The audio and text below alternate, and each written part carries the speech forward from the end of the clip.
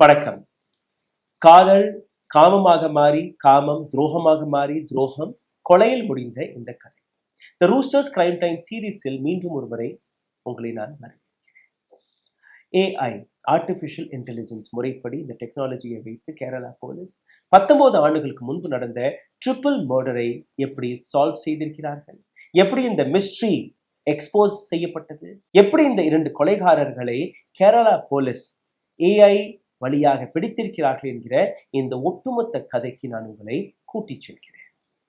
வருடம் 2005, கொல்லம் டிஸ்ட்ரிக்ட், கேரளா. அங்க வசித்து வந்த ரஞ்சனி என்கிற ஒரு பெண்.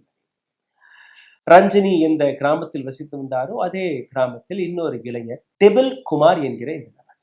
2 பேருமே அக்கத்து பக்கத்து வீட்டில் இருந்த காரணத்தால 2 பேருமே ஒவ்வொரு நாளும் சந்திக்கிறார்கள். அந்த சந்திப்பு நட்பாக மாறி நட்பு காதலில் போய் முடிகிறது. காதல் மட்டும் முடியவில்லை, அந்த காதல் உடல் உறவில் போய் முடிகிறது. ஒரு சில நாட்கள் கழிந்ததுக்கு பின்பு திடீர் என்று ரஞ்சனி டெபில் குமாரிடம் போய் இந்த மாதிரி நான் கர்ப்பிணியாக இருக்கிறேன் என்று கூறியிருக்கிறார். காதல் மோகத்தில் இருந்த டெபில் குமார் அப்படியே மாறிவிட்டார். இது என்னுடைய குழந்தையே கிடையாது, இந்த குழந்தையை நீ கழித்து இப்போ என்னால் உன்னை திருமணம் கட்டிக்கொள்ள முடியாது என்கிற பல்வேறு விஷயத்தை பேசிய கொண்டு ரஞ்சனி அந்த வயிற்றில் இருந்த குழந்தை தன்னுடைய காதலுக்கான அடையாளமாக பார்த்திருந்தார். அந்த அளவில் ரஞ்சனி டெபில் குமாரை நேசித்தும் வந்தார். என்னால் இந்த குழந்தைகளை அழிக்க முடியாது, எதை வேணாலும் செய்து கொள், நான் இந்த குழந்தைகளை பெக்கத்தான் போறேன் என்று கூறிய போது 2 பேருக்கு நடுவில் ஒரு மிகப்பெரிய மோதல், வாக்குவாதம் நடந்திருக்கிறது. டெபில் குமார் அந்த காலகட்டத்தில் இராணுவத்தில் சேருவதற்காக பரீட்சை எல்லாம் எழுதி வந்திருக்கிறார். அங்கிருந்து ஆஃபர் லெட்டர் வந்துருச்சு. இப்போ டெபில் குமார் எனக்கு உன்னை தெரியாது என்று அங்கிருந்து எஸ்கேப் ஆகிவிட்டார். பட்டான்கோட் என்கிற கேம்ப், அங்க அவருக்கு வேலை கிடைக்கிறது. இப்போ ரஞ்சனி என்ன செய்வதென்றே புரியவில்லை. ரஞ்சனி தன்னுடைய அம்மா கிட்ட போய் இந்த மாதிரி நான் கர்ப்பமாக இருக்கிறேன் என்று கூறிய போது அம்மாவுக்கு ஒன்றும் புரியல. சொசைட்டி என்ன சொல்லும், திருமணமாகவில்லை, அதெல்லாம் நான் பார்த்துக்கிறேம்மா, ஆனால் இந்த குழந்தைகளை என்னால் கலைக்க முடியாது. சரி, அம்மாவும் எப்படி என்ன செய்யறதுன்றே தெரியாமல் வேறொரு சிட்டிக்கு போயிடலாம், இங்கே இருந்தோம்னா எல்லாருமே கேள்வி கேட்பாங்க. அப்போ அவர்கள் திருவனந்தபுரம், கேரளாவின் இன்னொரு பெரிய நகரம், அங்கே போய் வாழ ஆரம்பிக்கிறார்கள். மாதங்கள் கடந்து பிரசவ நேரம் வந்துச்சு. அதாவது டெபில் குமாரோடைய எந்த விதமான இன்ஃபர்மேஷனும் கிடையாது. இந்த பெண்மணி டெபில் குமாருடைய பெற்றோர்களிடமெல்லாம் போய் கதறி இருக்கிறார், பேசியிருக்கிறார். யாருமே அந்த பெண்ணை ஏற்றுக்கொள்ள தயாராக. இப்போ ரஞ்சனி பிரசவத்திற்காக மருத்துவமனையில் அனுமதிக்கப்பட்ட போது திடீர் என்று ஒரு இளைஞர், பெயர் அனில் குமார், அங்க திடீர் என்று வர்றார். இந்த மாதிரி நான் போர்டில் உங்களுடைய பேரை பார்த்தேன், சர்ஜரி, அதாவது நார்மல் பிரசவம் கிடையாது, ஆப்ரேஷன் வழியாக குழந்தை எடுப்பதாக எழுதியிருந்தார்கள். நான் ஒரு என்ஜிஓவில் வேலை பார்க்கக்கூடியவர், அப்படி ரத்தமெல்லாம் தேவைப்பட்டால் நாங்கள் கொடுக்க தயாராக இருப்போம், என்னுடைய நண்பர்களாக இருக்கிறாங்க. ரஞ்சினியுடைய அம்மா கிட்ட போய் பேசுகிறேன். அப்போது ரஞ்சினியுடைய அம்மா, சரி தேவைப்பட்டா தம்பி நாங்கள் சொல்கிறோம் அப்படின்னு சொல்கிறாங்க. ஆனால் அந்த பிரசவம் ஒரு நார்மல் டெலிவரி, சி செக்ஷன் நடக்கலை, ஸோ ரத்தமும் தேவைப்படும். 2 அழகான பெண் குழந்தைகளை பெற்கிறார் ரஞ்சனி. அனில்குமார் அதே மருத்துவமனையில் தங்கி இவர்களுக்கு சேவை எல்லாம் செய்ததை பார்த்து அவர்களும் ஒரு நட்பு உறவை வளர்க்கிறார்கள். இப்போ அனில்குமார், இங்கே பாருங்க, உங்க மகளுக்கு திருமணம் நடக்கலை, இப்படியே உங்களுடைய கிராமத்திற்கு போனீங்கன்னா பல்வேறு கேள்விகள் வரும், என்னுடைய கிராமமும் பக்கத்துல தான் இருக்கு, அங்கே ஏதாவது ஒரு வாடகைக்கு வீட்டு எடுத்து கொடுக்குறேன், ஒரு சில மாதங்கள் அங்கே இருங்க, அதுக்கு நடுவில் ஏதாச்சும் ஒரு கதையை கட்டிடலாம், அந்த மாதிரி திருமணம் ஆகிடுச்சு குழந்தை. அப்போ யாருமே கேள்வி கேட்க மாட்டாங்க, ரஞ்சனியும் தன்னுடைய வாழ்க்கையை நடத்தி கொள்ளலாம். சரி, இந்த ஆலோசனையை கேட்டு 2 பேருமே தலையசைத்திருக்கிறார்கள். அனில்குமார் சொன்னபடி அனில்குமாருடைய கிராமத்திற்கு போய் அங்கேயே ஒரு வாடகைக்கு வீட்டு எடுத்து தங்க ஆரம்பித்திருக்கிறார். இந்த சம்பவம் நடந்து ஒரு சில நாட்கள், அதாவது 17 நாட்கள் கழித்து பிப்ரவரி 10 திடீர் என்று டெபில் குமார் எந்த இடத்துல இவங்க தங்கியிருக்கிறார்களோ அந்த இடத்திற்கு வருகிறார். திடீர் என்று டெபில் குமாரை பார்த்த ரஞ்சினி சந்தோஷத்தில், திருந்திட்டாரே, என்னையும் என்னுடைய குழந்தைகளையும் ஏற்றுக்கொள்வதற்கு என்னுடைய காதலர் வந்துட்டாரே என்கிற அந்த சந்தோஷம். இந்த பக்கம் ரஞ்சினியுடைய அம்மா, அவரும் சந்தோஷம். அனில்குமார் அந்த நேரத்துல அங்க கிடையாது, அங்க வீட்டுல இல்லை. சரி, தவறு நடந்துருச்சு, நான் குழந்தைகளை ஏற்றுக்கொள்கிறேன்.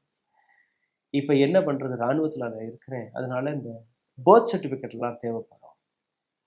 ஸோ நீங்க என்ன பண்றீங்கன்னா, அந்த பிரசவத்துக்கான அந்த பேப்பர் எல்லாம் எடுத்துட்டு வாங்க, பில்ஸ் எல்லாம் எடுத்துட்டு வாங்க. இங்க இருக்கக்கூடிய லோக்கல் பஞ்சாயத்து ஆஃபீஸ்க்கு நீங்க போனீங்கன்னா உங்களுக்கு சுலபமா அந்த பேரெல்லாம் பதிஞ்சு கொடுத்துருவாங்க. டெபில் குமாரோடைய பேச்சை கேட்டு ஏமாந்து போன மாமியார் அப்படியே செய்ய போயிட்டாரு பஞ்சாயத்து ஆஃபீஸருக்கு. இப்போ குழந்தைகள் 17 நாள் 2 பெண் குழந்தைகள், ரஞ்சினி, டெபில் குமார் 4 பேரும் தான் வீட்டில் இருக்கிறாங்க. ஒரு 2-3 மணி நேரம் கழித்து ரஞ்சினியோடைய தாயார் வீட்டுக்கு திரும்புகிறார். வீட்டுக்கு வந்து பார்க்கும்போது அப்படியே மெத்தையில் ரஞ்சினி ரத்த வெள்ளத்தில் கிடக்கிறார். பக்கத்திலே நீங்க பாத்தீங்கன்னா இந்த 2 குழந்தைகள், 17 நாட்கள் 2 குழந்தைகள், அவர்களுடைய சடலமும் கிடக்கு. பக்கத்துல போய் பார்க்கும்போது 3 பேருடைய கழுத்தை அறுத்து கொண்டிருக்கிறார்கள். அந்த காட்சியை பார்த்து இவரால் தாங்க முடியவில்லை. அங்கே மயக்கமடித்து விடுகிறார். அக்கம் பக்கத்தில் இருக்கக்கூடிய மக்கள் அங்க வந்து பார்க்கும்போது ஒண்ணுமே புரியல. போலீஸை கூப்பிடுறாங்க. போலீஸ் வந்து விசாரிக்கும் போது வெளியிலேயே, அதாவது வாடகைக்கு தங்கியிருந்த இந்த வீட்டிற்கு வெளியிலேயே ஒரு பைக் நிற்குது. அந்த பைக்கோட நம்பர் பிளேட் அதெல்லாம் போய் ரிஜிஸ்ட்ரேஷன் ஆஃபீஸ்ல பார்க்கும்போது இந்த பைக் ராஜேஷ் என்கிற நபரின் பேரில் இருப்பதாக கண்டுபிடிக்கிறார்கள். இப்ப ராஜேஷோடைய அடையாளத்தை பார்க்கும்போது ராஜேஷும் ஒரு ராணுவ வீரர், எந்த இடத்தில் டெபில் குமார் வேலை பார்த்து வந்தாரோ, அதாவது பட்டான்கோட் கேம்பில் ராஜேஷும் வேலை பார்த்ததாக இந்த தகவல் கிடைக்கிறது. உடனடியாக கேரளா போலீஸ் பட்டான்கோட்டுக்கு விரைந்து போகிறார்கள். அங்கு போனதுக்கு அப்புறம் தான் இந்த விஷயம் தெரிகிறது. ஆப்சென்ட் விதவுட் லீவ், அதாவது AWOL, எங்க இருக்கிறார்கள், எந்த விதமான தகவலும் கொடுக்காமல், கேம்பிற்கும் திரும்பாமல் இந்த 2 பேருமே காணவில்லை என்கிற ஒரு தகவலை அங்க இருக்கக்கூடிய ராணுவ வீரர்கள், அங்க இருக்கக்கூடிய அதிகாரிகள் கூறுகிறார்கள். இப்போ போலீஸ் பல்வேறு இடங்கள்ல வலை வீசி தேடி இருக்கிறாங்க. எதுவுமே கிடைக்கல. எந்த விதமான அடையாளமும் தெரியாது. பெற்றோர்கள் எங்களுக்கு தெரியாது, சொந்தக்காரர்கள் தெரியாது, நண்பர்கள் எங்களுக்கு தெரியாது. இப்ப எப்படி தேடுறதுன்னு யாருக்கும் தெரியாது. 2006ஆம் ஆண்டு நடந்த இந்த சம்பவம் 2010ஆம் ஆண்டு வரும் வரை எந்த விதமான எக்ஸ்போஜரும், எந்த விதமான தடயமும் கிடைக்கவில்லை. இப்போ ரஞ்சினியுடைய தாயார் ஹைகோர்ட்டை நாடி போகிறார். ஹைகோர்ட் ஒரு உத்தரவு கொடுக்கிறது, இந்த கேஸை CBI கையில் மாற்றி. இப்போ CBI இந்த வழக்கு எடுத்து விசாரிக்க ஆரம்பிக்கிறார்கள் 2010ஆம் ஆண்டு. CBI விசாரித்ததில் அவர்களுக்கு தெரிந்த விஷயம், ஸ்டேட் விமன் கமிஷனில் ரஞ்சனி ஒரு லெட்டர் எழுதியிருக்கிறார். இந்த மாதிரி என்னுடைய 2 குழந்தைகள், இரட்டை பெண் குழந்தைகள், இந்த குழந்தைகளுக்கான தகப்பனார் டெபில் குமார் என்கிற ஒரு ராணுவ வீரர் பட்டான்கோட்டில் வேலை பார்க்கிறார். இந்த நபர் கேரளாவிற்கு வந்து DNA டெஸ்டை எடுத்து இந்த குழந்தைகளை ஏற்றுக்கொள்ளணும் என்கிற அந்த விஷயம், இந்த லெட்டர் ராணுவத்துக்கு போகுது. அந்த தகவல் டெபில் குமாருக்கு போய் அதனால்தான் அந்த நபர் திரும்பி இருக்கிறார் கேரளா. அதுக்கப்புறம் நடந்த இந்த கொலை. பிப்ரவரி 2006ஆம் ஆண்டு 3 ட்ரிபிள் மர்டருக்கான ஹிஸ்டரி அப்படியே இருக்கு. எந்த விதமான நடவடிக்கையும் நடக்கப்படவில்லை. அவர்களை பிடிக்கவும் முடியவில்லை. இப்போ 2024ஆம் ஆண்டு கேரளா போலீஸ் ஒரு புதிய டிபார்ட்மெண்ட்டை திறந்திருக்கிறார்கள். டெக்னாலஜி அண்ட் டிஜிட்டல் டூல் வழியாக பழைய கேசஸ்கள் அதை எப்படியாவது க்ளோஸ் செய்யும். இந்த வேலை நடக்கும்போது அங்க இருக்கக்கூடிய ADGP law and order Manoj Abraham, அவர் பார்வைக்கு இந்த கேஸ் வருது. ரஞ்சினியுடைய கேஸ், ரஞ்சினி மற்றும் அந்த 2 இரட்டை குழந்தைகள், பெண் குழந்தைகள். மனோஜ் இப்ராஹிம் உடனடியாக தன்னுடைய அதிகாரிகளிடம் இந்த கேஸை பற்றி இன்னும் டீட்டெயில் எடுங்கன்னு கேட்டபோது, இல்லை சார், இந்த வழக்கு CBI கையில் இருக்கு, அவங்க தான் இந்த வேலையை பார்க்குறாங்க, அவங்க தான் இந்த விசாரணை நடத்துகிறாங்க, ஆனால் இந்த கேஸ் இன்னும் ஓப்பனில் தான் இருக்கு, இன்னும் க்ளோஸ் ஆகலை. சரி, அந்த ஃபைலை எடுத்துட்டு வாருங்கன்னு கூறிய போது அந்த ஃபைலை திறந்து பார்க்கும்போது 2006ஆம் ஆண்டு செய்த இந்த இன்வெஸ்டிகேஷன், அந்த இன்வெஸ்டிகேஷனில் ஒரு சில போட்டோ, ராஜேஷ் மற்றும் டெபில் குமாருடைய போட்டோஸ் அந்த ஃபைலில் இருந்திருக்கிறது. இப்போ மனோஜ் அப்ராஹிம் கொஞ்சம் யோசிச்சிருக்காரு, என்ன பண்றது. சரி, ஏஐ டெக்னாலஜி பிரபலமாக இருக்கு. அதை வைத்து பல ஆப் எல்லாம் இருக்கு. இப்போ நீங்க போய் உங்களோட ஃபோன்ல டவுன்லோட் பண்ணி பார்த்தீங்கன்னா, உங்களுடைய இன்னைக்குள்ள வயது, இதுக்கப்புறம் நீங்க வயதானதுக்கு அப்புறம் 60 வயதுல, 70 வயதுல இப்படி இருப்பீங்கங்கிற ஒரு தோற்றத்தை அது எடுத்து காட்டும். ஸோ அதே போன்ற ஒரு அப்ளிகேஷனை வைத்து இவர்கள் ஏஐ வழியாக அந்த 2 படங்கள் 19 ஆண்டுகளுக்கு அப்புறம் இப்ப அவர்கள் எப்படி இருப்பார்கள் என்கிற ஒரு இமேஜை சர்ச் செய்திருக்கிறார்கள். முடி இருந்தால் எப்படி இருப்பார்கள், முடி இல்லாமல் இருந்தால் எப்படி இருப்பார்கள், பியர்ட் தாடி வைத்திருந்தால் எப்படி இருப்பார்கள், வெயிட் போட்டிருந்தால் எப்படி இருப்பார்கள், ஒல்லியாக இருந்தால் எப்படி இருப்பார்கள் என்கிற பல்வேறு சர்ச் ஆப்ஷன்ஸ்களில் அவர்களுக்கு ஒரு சில செட் ஆஃப் படங்கள் கிடைத்திருக்கிறது. இப்போ இந்த படங்களை சோஷியல் மீடியாவில் இருக்கக்கூடிய போட்டோக்களுடன் மேட்ச் செய்வதற்காக மீண்டும் அதை ஏஐ டூல் வழியாக சர்ச் செய்ய ஆரம்பித்திருக்கிறார். பல முயற்சிக்கு பின்பு எந்த விதமான சக்சஸும் அவர்கள் கிடைக்காத பட்சத்தில் டிசம்பர் 2024 ஆண்டு முதல் முறையாக AI generated image Praveen Kumar என்கிற ஒரு நபருடன் மேட்ச் ஆகுது. தேடி கொண்டிருக்கக்கூடிய நபர்களுடைய பெயர் ராஜேஷ் மற்றும் டெபில் குமார். ஆனால் பிரவீன் குமாருடைய பேருடன் இந்த போட்டோ மேட்ச் ஆகியிருக்கிறது. இந்த ப்ரொஃபைல போய் பார்க்கும்போது புதுச்சேரியில் இந்த நபர் வசித்து வரும்படி இந்த விஷயம் இருந்திருக்கிறது. உடனடியாக கேரளா போலீஸ் புதுச்சேரிக்கு ஒரு டீமை அனுப்பியிருக்கிறார்கள். இந்த பிரவீன் குமார் வீட்டுக்கு அருகே அவர்கள் சர்வேலான்ஸை போட்டிருக்கிறார்கள், எங்க வர்றார் போறார் அப்படின்னு.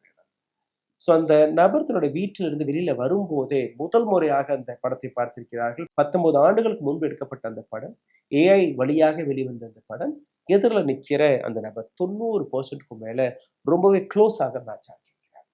உடனடியாக கேரளா போலீஸ் புதுச்சேரி போலீஸின் உதவியால் அவரை கைது செய்து விசாரிக்க ஆரம்பிக்கிறார்கள். தொடக்கத்தில் நான் இல்லை என்று கூறிய பிரவீன் குமார் தன்னுடைய உண்மையான பெயர் ராஜேஷ் என்று ஒத்துக்கொள்கிறார். சரி, டெபில் குமார் எங்க என்று அடுத்த கேள்வி கேட்டிருக்கிறார்கள். டெபில் குமார் இங்கேதான் அருகே ஒரு 2-3 கிலோமீட்டர் தொலைவில் இருக்கிறார். ராஜேஷை கூப்பிட்டு டெபில் குமாரையும் கைது செய்து விட்டார். 19 ஆண்டுகள் எங்க இருந்தீர்கள் அதெல்லாம் கேட்டு விசாரிக்கும் போது, நாங்க இந்த கொலை செய்த அடுத்த நிமிடமே எங்களோட அனைத்து ஐடென்டிட்டியுமே நாங்க மறைத்து விட்டோம். எப்படி நீங்க கேரளாவில இருந்து புதுச்சேரி வந்தீங்க? ஒரு முறை நாங்க புதுச்சேரி வந்திருந்தோம், அந்த ஐடியா எங்களுக்கு இருந்தது. சரி, அங்கேயே தப்பித்து ஓடிவிடலாம் என்கிற ஒரு விஷயத்துக்கு நாங்கள் வந்தோம். எங்களுடைய பெற்றோர்களிடம் எந்த விதமான தொடர்பும் நாங்கள் வைக்கல, எங்களுடைய நண்பர்களிடம் எந்த விதமான தொடர்பும் வைத்துக் கொள்ளல. ஸ்கூல், காலேஜ், இராணுவத்தில் இருந்த நண்பர்கள் யாரையுமே நாங்கள் தொடர்பு கொள்ளல. இங்க வந்து 2 டீச்சர்ஸ்களை திருமணம் கட்டி கொண்டோம். அவருக்கு ஒரு டீச்சர் மனைவி, எனக்கு ஒரு டீச்சர் மனைவி, 2 பேருக்குமே குழந்தைகள் எல்லாம். இன்டீரியர் டெக்கரேஷனுக்கான ஒரு ஆஃபீஸை தொடர்ந்து எங்களுடைய வாழ்க்கை நன்றாக போய் கொண்டிருந்த போதுதான் இப்போ வந்து நீங்க எங்களை பிடித்து விட்டீர்கள். ராஜேஷ் தன்னுடைய பெயரை பிரவீன் குமாராகவும், டெபில் குமார் தன்னுடைய பெயரை விஷ்ணு குமாராகவும் மாற்றி ஒரு வேற ஐடென்டிட்டியில் தன்னுடைய வாழ்க்கையை நடத்தி வந்திருக்கிறார். கேரளா போலீஸோடைய இந்த முயற்சி ஒரு மிகப்பெரிய பாராட்டுக்கானது. கேரளா போலீஸ் உடனடியாக அவர்களை கைது செய்து கேரளா கூட்டி சென்றிருக்கிறார்கள். அங்கிருந்து அவர்களை சிபிஐ கையிலும் ஒப்படைத்திருக்கிறார்கள். அதாவது சிபிஐ இந்த வழக்கை விசாரித்தால் கூட அந்த வழக்கை விடாமல் 19 ஆண்டுகளுக்கு பின்பு மனோஜ் அப்ரஹாம் என்கிற இந்த சீனியர் ஆஃபீஸர், அவருடைய ஒட்டுமொத்த டீம் எந்த அளவில் முயற்சி எடுத்து 19 ஆண்டுகளுக்கு முன்பு நடந்த ட்ரிபிள் மர்டர், ஒரு தாய் 2 குழந்தைகள், வெறும் 17 நாட்கள் பிறந்த குழந்தைகள், அவர்களுக்கு ஒரு நீதி நியாயத்தை வழங்கியிருக்கிறார்கள். ஏஐ டெக்னாலஜி அல்ல, சயின்டிபிக் முறைகள், டெக்னாலஜி முறையில் எத்தனை சாதனைகளை இன்னைக்கு நாம் பார்த்து வருகிறோம். 19 ஆண்டுகளுக்கு பின்பு இதெல்லாம் சாத்தியமா என்றே யாருக்கும் புரியவில்லை, அவர்களுக்கும் புரிந்திருக்காது. 19 ஆண்டுகள் கடந்து விட்டோம், இன்னும் ஒரு சில ஆண்டுகள் தானே, யார் எங்களை கண்டுபிடிப்பார்கள் என்கிற ஒரு நம்பிக்கையில் இருந்த இந்த இரட்டை கொலைகாரர்கள் இன்னைக்கு சிறையில் இருக்கிறார்கள். ஒட்டுமொத்த team, Kerala police, Puducherry police, இதை இன்வெஸ்டிகேட் செய்த அனைத்து நபர்களுக்குமே எங்களுடைய மிகப்பெரிய பாராட்டுகள் செல்லும். இந்த வீடியோ உங்களுக்கு பிடித்திருந்தால் இதை தயவு செய்து பகிருங்கள். உங்களுடைய கருத்துக்களை கீழே கமெண்ட் பாக்ஸ் எழுதிவிடுங்கள். நன்றி, வணக்கம். ஊடகம் கார்ப்பரேட் அரசியல்வாதிகளின் கைப்பாவையாக அடிமைகளாக இருந்தது போதும், இனி சாட்டை எடுத்து சுழற்றும் நேரம் வந்துவிட்டது. ஊடகம் பொதுமக்களாகிய உங்களுக்காக உங்களாலேயே இயக்கப்பட வேண்டும். ஊடக சுதந்திரத்திற்காக உங்களின் பங்களிப்பை இன்றே அளித்திடுங்கள்.